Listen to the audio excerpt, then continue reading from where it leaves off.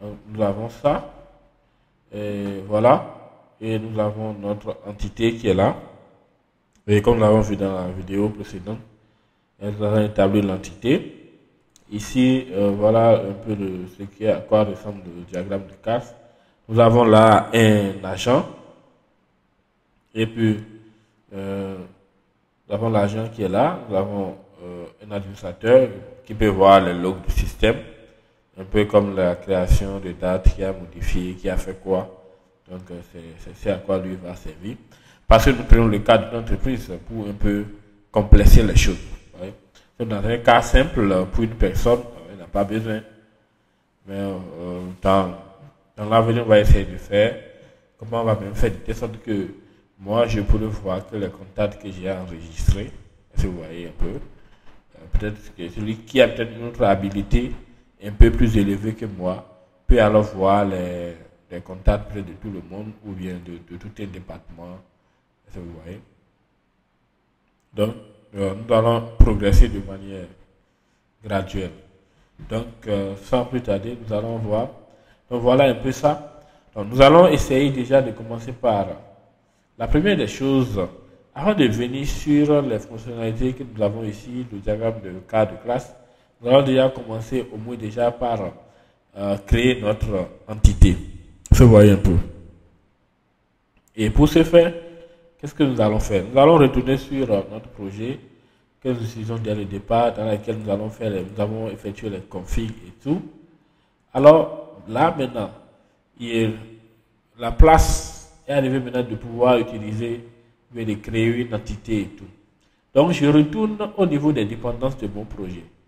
Et là, dès que nous voyons bien les dépendances que nous avons ici, j'ai créé le projet avec la version 3.1.5.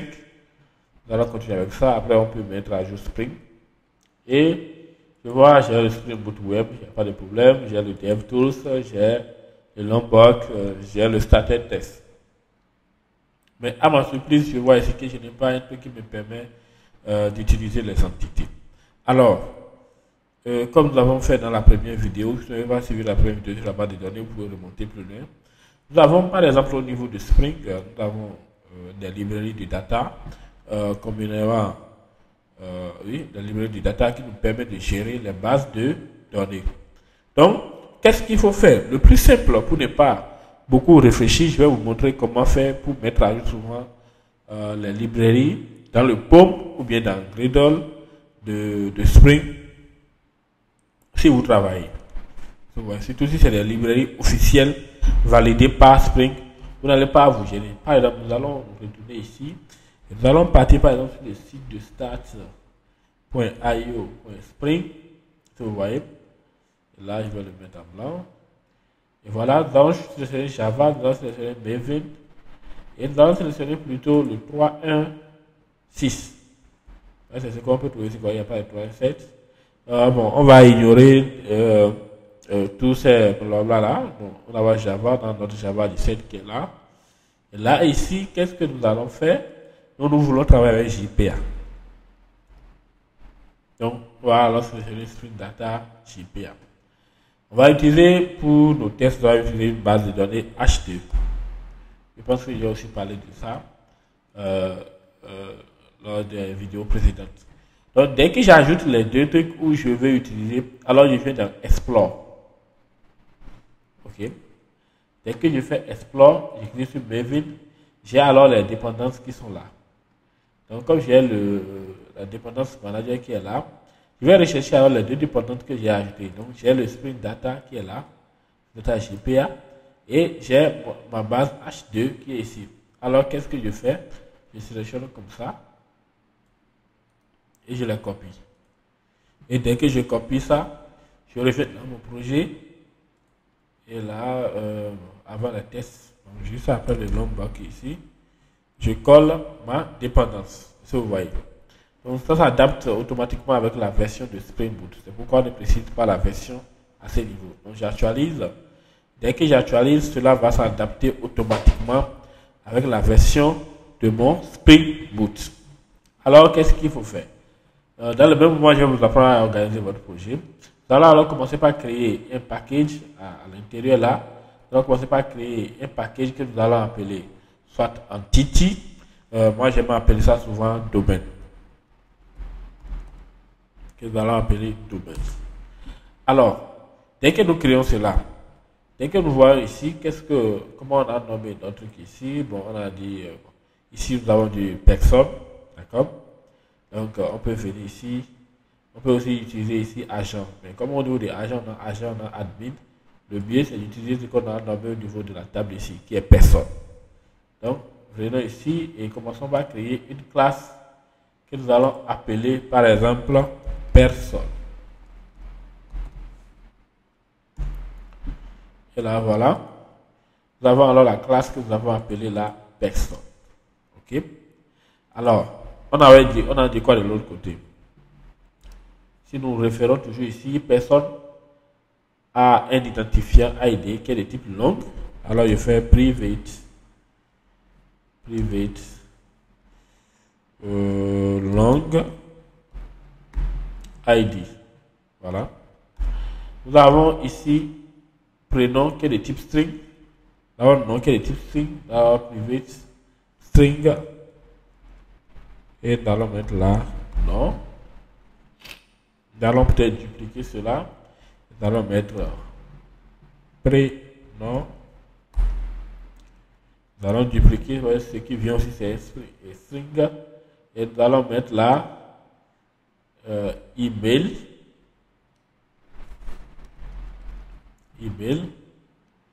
OK.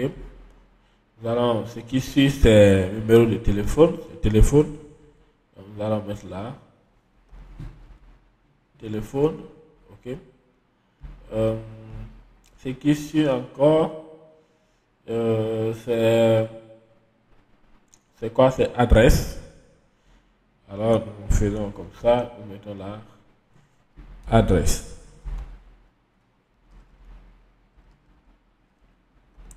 Adresse. OK. Ce qui suit, c'est note. C'est toujours string. Je duplique juste. Je mets là note. Et ce qui suit, c'est date création. Alors, je fais private. J'ai la possibilité de faire peut-être date comme ça. Date. Je mets date création. Date création comme celui-ci. Mais dans ce cas, moi, je vais préférer que nous allons utiliser local date time. Donc, nous voulons enregistrer la date avec le temps.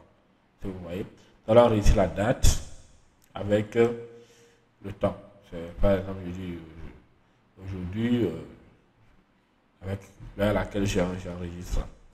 Nous avons la date mise à jour.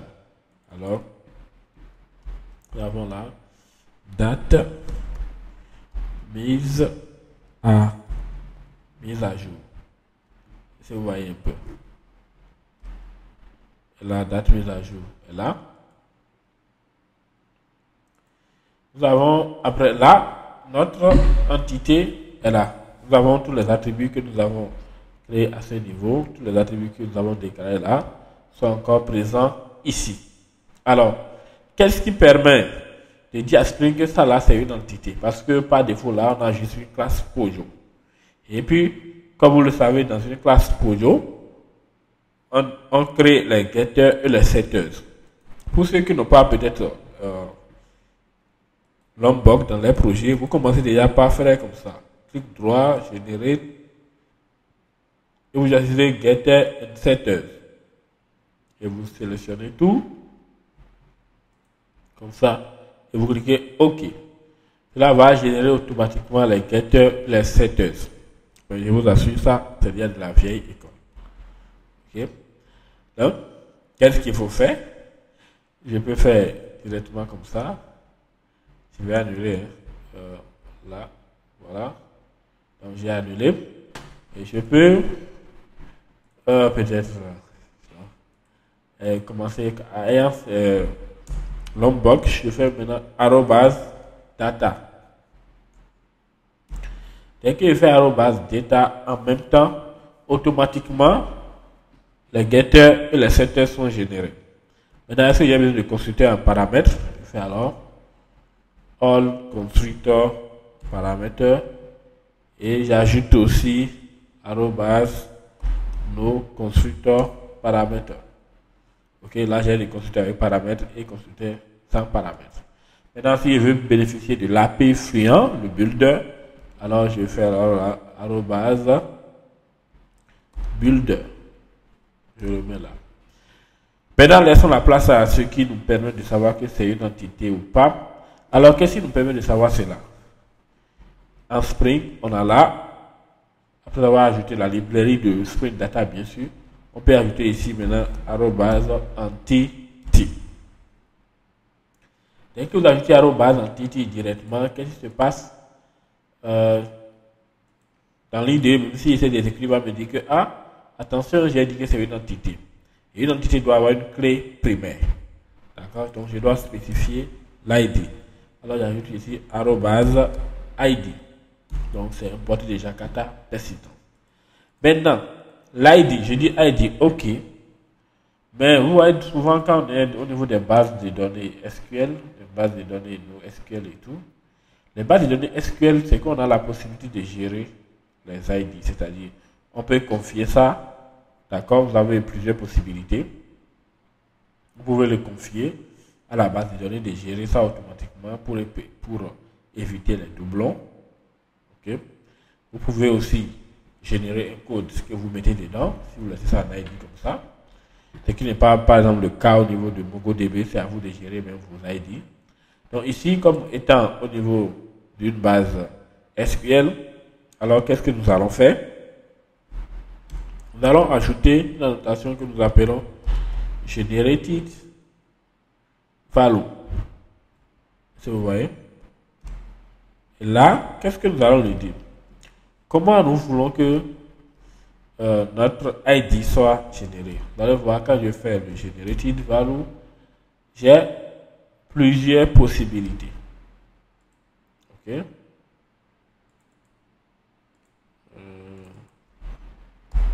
Generated value, generated type, voilà.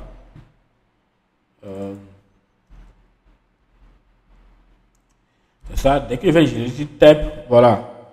Donc voici les possibilités que j'ai. Donc j'ai la possibilité de choisir auto, comme j'ai la possibilité de choisir identity, j'ai la possibilité de choisir une séquence, j'ai la possibilité de choisir un UID, comme j'ai la possibilité de choisir une table. Je vous explique en bref chaque chose. Dès que vous choisissez Identity Auto, alors vous demandez à JPA de créer une séquence pour gérer les ID. L'inconvénient de cela, c'est parfois au niveau des mises à jour et comme ça. Qu'est-ce que JPA fait? Quand vous mettez toutes vos entités à auto dans votre entité, ok? JPA crée une séquence qui utilise dans tout votre projet pour pouvoir gérer les ID et de manière unique. C'est-à-dire, quand je prends ID 1, on ne peut qu'avoir que 1 dans le système, quoi. C'est pas comme si je pars dans la table de personne, il a ID 1, je pars dans la table de adresse, il a ID 1, non. C'est que si j'enregistre personne et adresse, alors personne peut avoir l'ID. Ce qui est enregistré en premier, je suppose l'adresse est enregistrée en premier et après associée à la personne. Donc l'adresse va avoir l'ID 1 et associée à la personne qui a ID 2. Donc c'est ce qui fait souvent. Par contre, dès que vous mettez identity, alors vous laissez la charge à la base de données de gérer. C'est-à-dire comme étant au niveau d'une base de données SQL, alors c'est elle qui prend en charge la génération. Est-ce que vous voyez? Donc elle, si vous voyez un peu dans la base de données SQL, il y a la possibilité de faire auto-incrément. Donc elle va activer automatiquement le auto-incrément sur la base SQL. Maintenant, si vous choisissez séquence, alors vous choisissez de créer une table de séquence vous-même et d'aller appeler votre séquence pour remplir la table.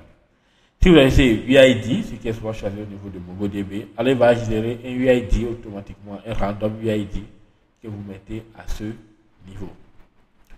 Pareil pour table, dès que vous avez entendu que les ID sont générés dans une table aujourd'hui, et vous appelez la table et qui viennent remplir l'ID au niveau de votre entité. Mais ici, nous allons faire plus simple. Nous allons choisir juste identité.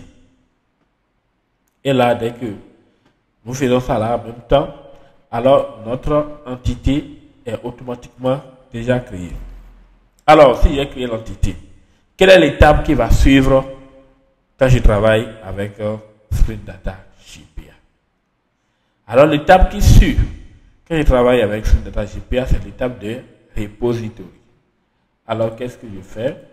C'est-à-dire ici, par exemple, je crée alors une autre package que je vais appeler repositories.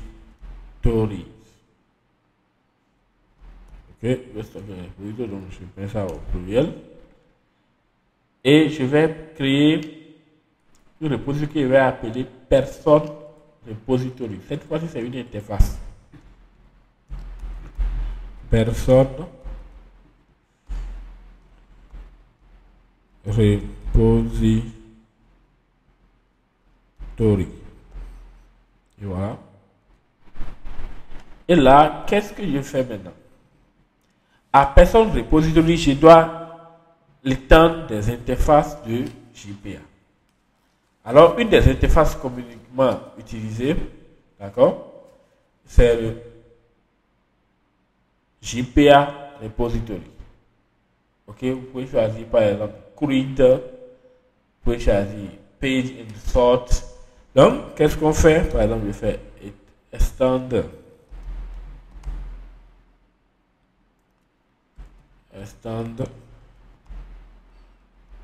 Ok, JPA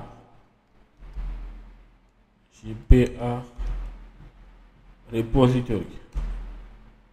Et quand on fait extend de JPA repository, ça prend deux paramètres.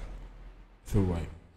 Quand on fait comme ça, j'ai l'entité que je vais étendre en question et le type de l'ID. Donc, par exemple, dans mon cas, j'ai personne et j'ai long. C'est-à-dire, j'ai l'entité et le type de l'ID qui est ici. C'est-à-dire, si ici je mettais string, alors j'aurais ici personne string. Si ici je mettais integer, j'aurais personne integer. Donc, faites beaucoup attention. C'est le type de l'ID que je mets ici. Et je mets l'entité là. Donc là, j'ai personne repository. Est-ce que vous voyez un peu? Donc, quelle est l'étape qui va suivre si j'ai le repository? C'est l'étape de service. D'accord?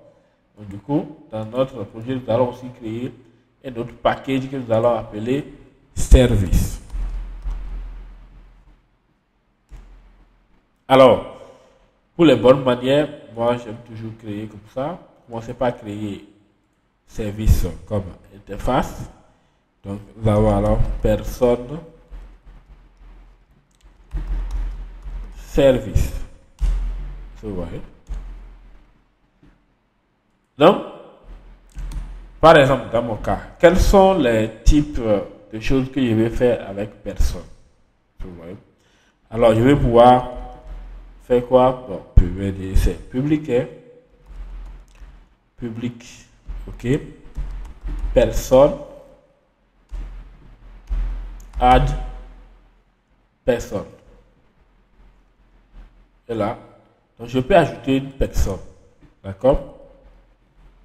Je peux maintenant modifier. Je vais faire ici ajouter. Donc quand on est en français, on va aller en français. Ajouter. Je vais mettre alors ici modifier.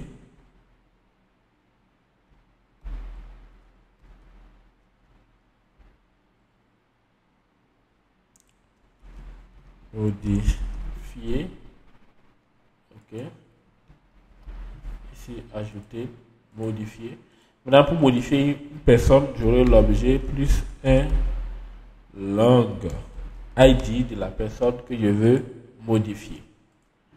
Je peux maintenant récupérer la liste de personnes. Alors, je vais faire comme ça. Liste de personnes. D'accord? Je peux récupérer la liste de personnes. Vous voyez un peu. Donc, je récupère la liste de personnes. Qu'est-ce que je peux encore faire? Si nous voyons ici, nous allons établir dans nos services tous les trucs en fonction de notre diagramme de cas d'utilisation. On a enregistré. Si vous voulez, on peut renommer ça ici, enregistrer. C'est ça qui est ajouté ici. On a modifié, c'est mise à jour, c'est ça qui est modifié là. On a consulté, c'est ça qui est ici. Donc, consulter. Consulter. Donc, on a par exemple là filtré, ok, on a supprimé. Faire alors private par exemple, je peux faire void, supprimer,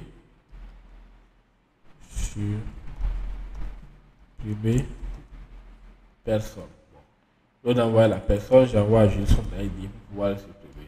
Langue ID. Ok.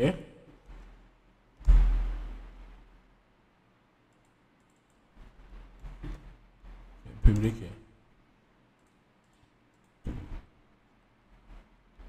Après ça, qu'est-ce que je peux encore faire? Je peux filtrer. Ok. Alors, public. Quand je veux filtrer, alors c'est que j'ai une liste que je filtre. Ok. Donc, je prends peut-être consulter personne et je mets string. Je vais mettre là string nom colonne. C'est-à-dire par quelle colonne je veux filtrer. Vous voyez un peu. Après, j'ai aussi la possibilité filtrer. Après, j'ai peut-être la possibilité aussi de faire de recherche. Vous voyez. Alors là, qu'est-ce que je fais là? Je fais comme ça, recherche. Faire recherche. Et là, ici, je mets un string peut-être.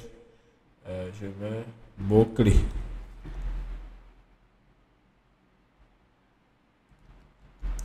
C'est-à-dire mot-clé par laquelle je vais faire, peut-être ça peut être nom, ça peut être le pronom et tout, par lequel je vais faire la recherche.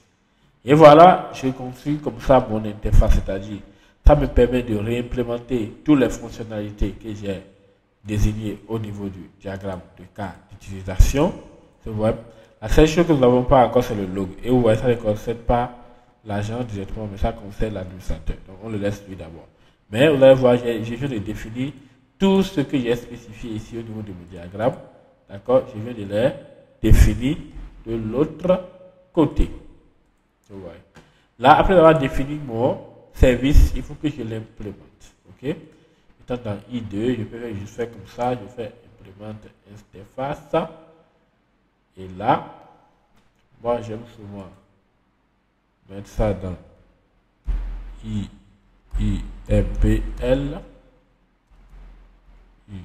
Et je fais OK. Il me demande s'il va redéfinir toutes les méthodes. Je dis oui. J'ai même de Javadoc. Et voilà. Donc j'ai alors toutes les méthodes ici qui sont redéfinies. Est-ce que vous voyez un peu? J'ai alors toutes les méthodes là qui sont redéfinies.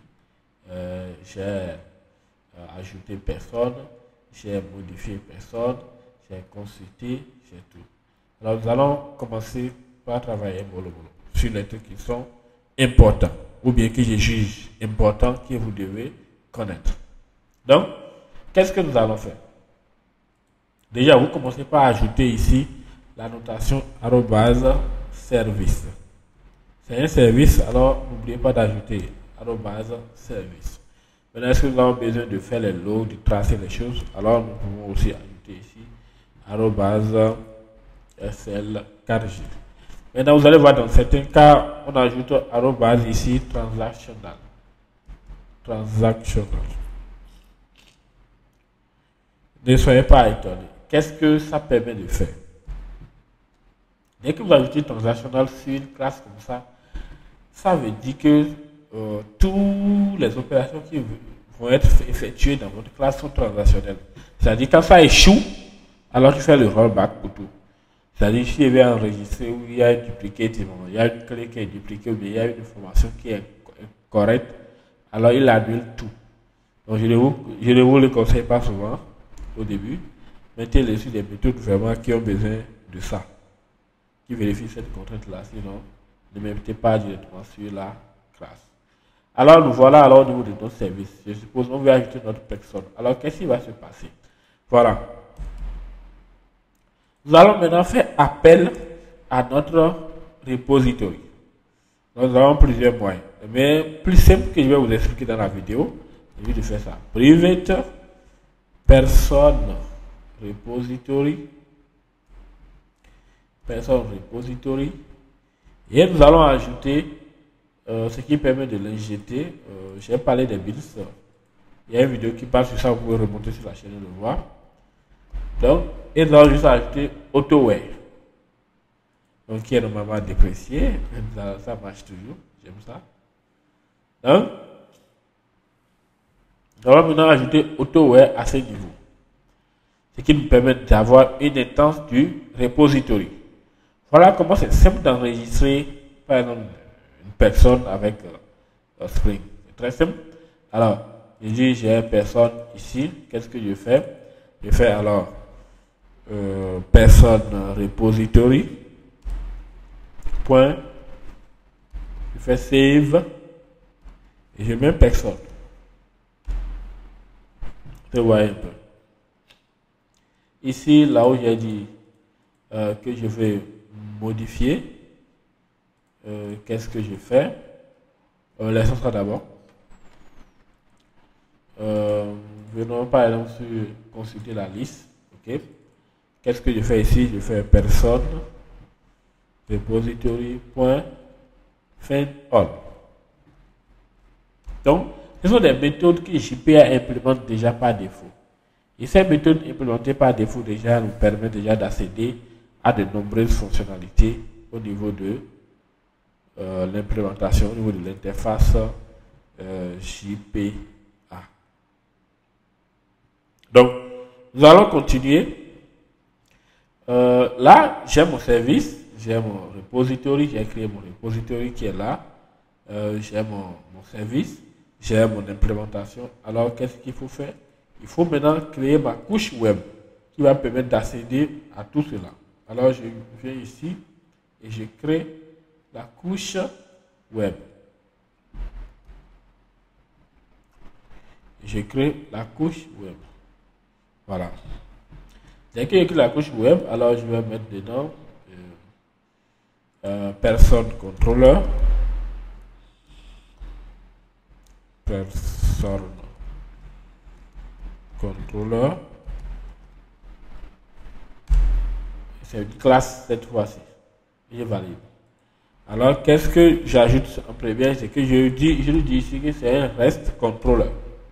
Le REST controller permet d'exposer un API au niveau de Spring. D'accord? Et je vais lui ajouter un request mapping. Le request mapping permet de définir le lien à travers lequel nous allons accéder à l'API. Donc, ce qu'on met sur la classe est valable sur toutes les méthodes qui seront créées après dans cette classe-là. Donc, nous avons alors API slash personne. Personne, personnel, personne. Et là, qu'est-ce qui suit? La première des choses, donc on va commencer par faire appel à notre classe service. Alors, je vais vous montrer une autre méthode. Je fais private, ok, final, personne, service, personne, service. Et là, dès que vous faites comme ça, il va vous dire que d'ajouter ça dans le constructeur. Vous faites alors ajouter dans le constructeur. Et là, il va vous créer un constructeur et va l'ajouter. Si vous ne voulez pas faire comme ça, vous effacez le constructeur et vous ajoutez ici la notation de Lombok qui dit requiert constructor. Requiert argument constructor. Et là, il va s'éteindre. Voilà. C'est la même chose que je viens de générer. C'est ça, ça fait la notation là, requiert constructor. Là, vous n'aurez pas à chaque fois, quand vous déclarez, vous appelez une instance de service, bien d'un bins, à chaque fois ajouter AutoWare ou bien à l'injecter dans le constructeur. Donc le requiert argument constructor va le gérer automatiquement à votre place. Faisons un service simple qui est peut-être public. Response entity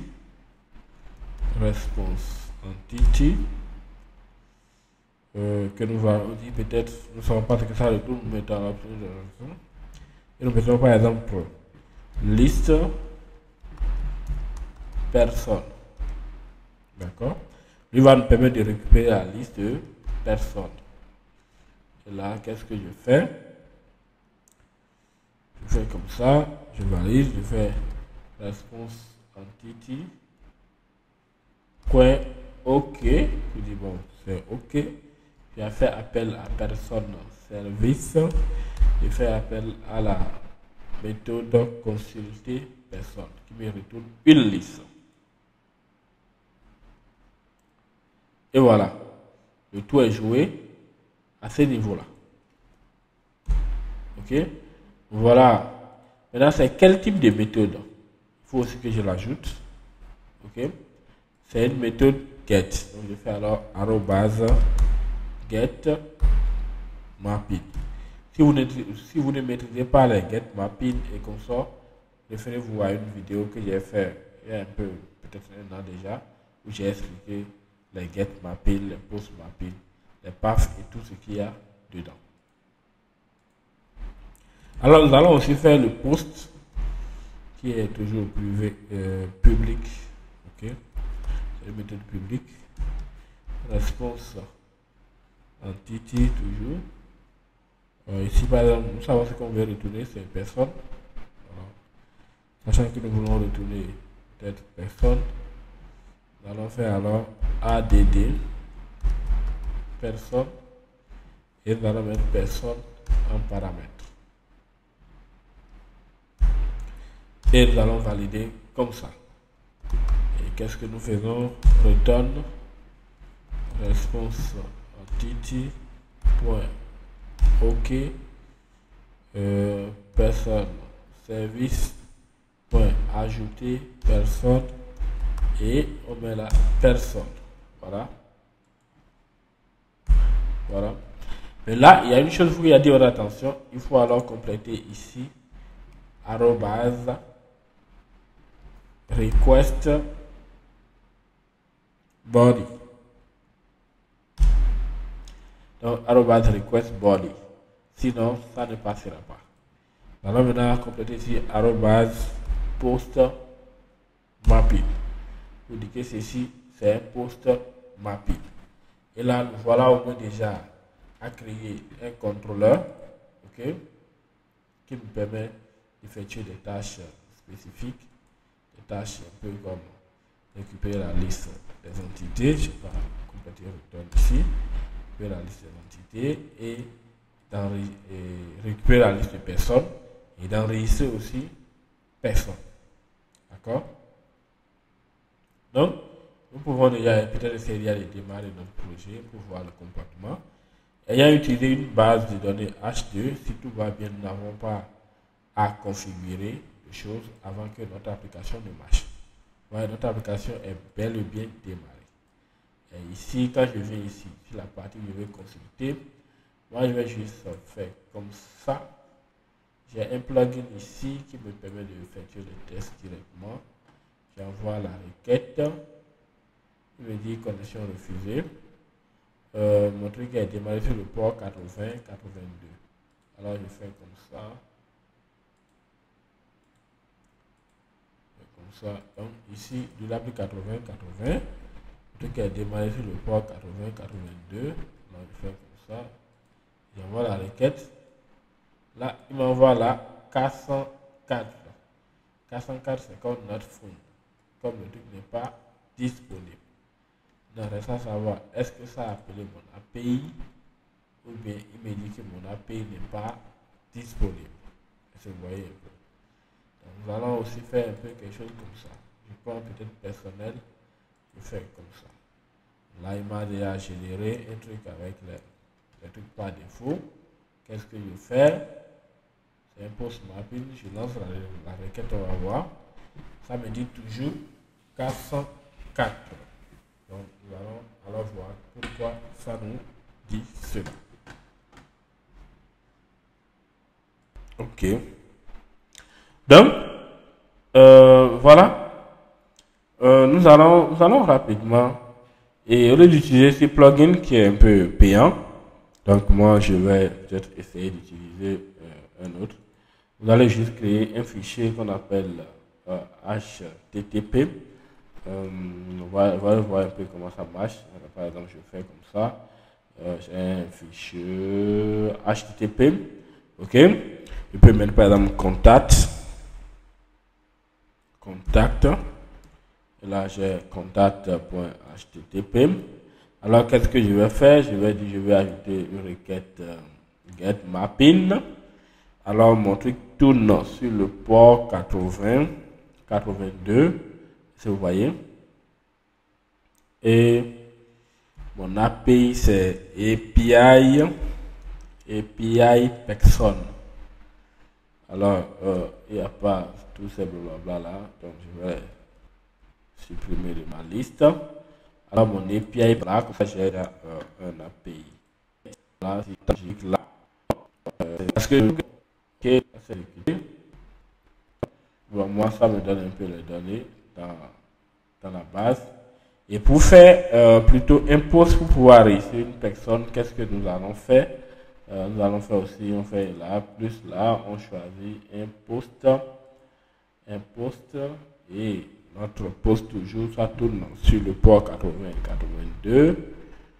On a notre API / personne et on valide ça, application JSON, et on vient sur notre body. Sur le body, pour Vitaly, je viens ici, j'ai un body ici que lui me propose, je fais copie et je colle ça à ce niveau. Vous voyez.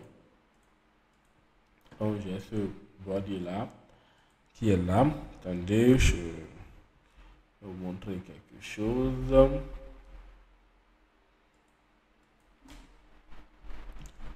Donc du coup, qu'est-ce que je fais? Je redémarre mon application et je teste mon service pour voir un peu comment ça marche.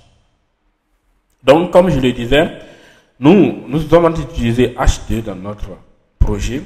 Alors, nous n'avons pas besoin, de configurer la base de données. Automatiquement, vous allez voir, dès que notre projet démarre, il nous dit quoi? Une base de données H2 est available. Et pour accéder à la console, d'aller à cette adresse-là. Et il nous dit, donne l'URL de la base de données. L'URL de la base de données s'identifie par ce blablabla là. Ok? Alors, nous allons exécuter notre requête post. Donc, dès que nous exécutons la requête post, nous avons une réponse de succès qui nous donne tout ça là. Nous allons essayer de modifier un peu les données. Là, je mets par exemple test. Prénom test, email, ça fait mail, arrobase, exemple.com, c'est pas mal. Allons faire le 229 00 00 00 00 le téléphone, adresse, nous allons mettre CTN, notre c'est note test, note test. Et là, nous allons exécuter encore notre post. Et voilà. Notre post est exécuté avec succès. Le post étant exécuté avec succès. Le post étant exécuté avec succès. Nous pouvons revenir maintenant au niveau du get et exécuter le get. Dès que nous exécutons le get, nous avons alors nos deux enregistrements. Cliquons sur ce fichier-là. Les requêtes sont sauvegardées dans un fichier. Je fais comme ça, j'ai le fichier qui est là. Alors, regardez la liste. Donc, j'ai deux trucs qui est ajouté. Donc, j'ai mon nom, ce que j'ai fait, blabla là, avec les noms, test et tout. Et le premier a pris l'ID 1 et le second a pris l'ID 2. Donc, mais il y a une chose que vous allez remarquer. Ici, nous n'avons par exemple pas la date. D'accord, la date de création. Or, nous sommes censés avoir la date de création du contact, d'accord, de la personne. Alors, qu'est-ce qu'il faut faire? Je vous conseille, je ne vais même pas le faire, ne permettez pas qu'on envoie par exemple la date de création depuis le front-end. Le front-end n'a pas le droit d'envoyer une date de création. Donc, parce qu'il peut mettre n'importe quoi. Il peut créer ça aujourd'hui, il dit qu'il a créé ça il y a 10 jours. Alors la date de création est gérée automatiquement côté backend. Donc qu'est-ce que nous allons faire? Nous allons nous rendre dans notre service implémentation et nous allons intercepter, ok? Nous allons intercepter la création de personne et nous allons lui dire ajoute-nous alors cette date de création égale local de time.now. Donc ajoute-nous la date de création qui est la date de maintenant. Et dès que nous faisons cela, nous allons redémarrer notre projet. Je vous rappelle que nous sommes en train d'utiliser une base de données H2. Et pour une base de données H2, H2 mémoire, dès que vous redémarrez, à chaque fois vous perdez les données. Tous les tests que vous avez fait, consort, et tout est perdu. Alors ne vous attendez pas encore à avoir. Sinon, retournons sur notre contact point et exécutons déjà le get. Vous allez voir, si nous exécutons par exemple le get, vous voyez, ça nous envoie un truc vide. Parce que quoi, les données ont été déjà réinitialisées. Donc, nous allons réexécuter le post. Là, le post vient d'enregistrer et nous voyons le retour déjà est avec la date de création. Comme nous n'avons pas fait de mise à jour, donc nous n'avons pas la date de mise à jour. Alors, si je fais par exemple ici, je mets test 1, prénom 1, d'accord, j'enregistre encore. Je fais un post, ça passe. D'accord? Je fais encore un autre post, ça va encore passer. Vous voyez, c'est encore passé. Alors je reviens là, je vais exécuter le get. Dès que j'exécute le get, ça m'envoie 3 données. Cliquons sur ce fichier là. Vous voyez, il y a les 3 données qui sont là et vous allez voir que comme j'ai exécuté test 1 2 fois, ça veut dire que j'ai enregistré la même chose 2 fois. Et elle a accepté cela parce qu'on n'a pas vérifié les contraintes d'unicité et tout. On n'a pas par exemple dit que bon, une personne ne peut pas avoir un numéro de téléphone pas à partir de 2 personnes. Donc, nous ferons ces trucs-là, ces contrôles un peu plus tard. Alors, ça a fait ça. Alors, je peux décider de me rendre dans la base de données pour pouvoir corriger l'erreur là. Qu'est-ce que je dois faire à ce niveau? Et comme je vous l'ai dit tout à l'heure, quand nous prenons, dès que notre application est exécutée, nous allons dire qu'une base de données H2 est disponible avec juste en faisant /console. Alors nous allons nous retourner dans notre navigateur. Nous allons mettre là 80. Ok. C'est ça. Je valide. Et là, nous sommes sur l'interface. Dès qu'il fait test, ça ne passe pas. Il fait connaître, ça ne passe pas. Alors pourquoi ça ne passe pas? Je reviens alors dans mon projet. Il m'a dit que l'URL, ça m'a dit DB database available. Il m'a donné l'URL de la base de données qu'il a générée en mémoire par défaut. Alors qu'est-ce que je fais? Je copie ça et je viens. Regardez un peu en haut ici. Il m'a dit quoi? Que le user est SA. Donc comme il n'y a pas de mot de passe, c'est qu'il n'y a pas de mot de passe. Alors je reviens dans mon navigateur, je remplace au niveau de l'URL. L'URL que j'ai copié dans la console, je fais test. Où c'est passé? Là, je fais connect. Le test est passé, je fais connect. Alors vous voyez, j'ai déjà là la table personne. Donc il y a la table personne là, si je clique là, ça va me donner tous les attributs. Donc l'ID, l'adresse, l'email, le nom, la note, la date de création. Dès qu'il écrit sur personne, ça va les sélectionner ici. Donc je dis quoi? Run. J'exécute la requête. Select from person. J'exécute et voilà. J'ai les données qui s'affichent là, et c'est tiennent, test 1 et tout. Je suppose que j'ai mal fait celui-ci. D'accord? Et comme j'ai dupliqué ça, je vais éditer ça depuis la base de données. Alors je fais edit. Je fais edit moi la donnée, la ligne d'ici. Et ici, au lieu de CTN, je vais mettre par exemple Cotonou.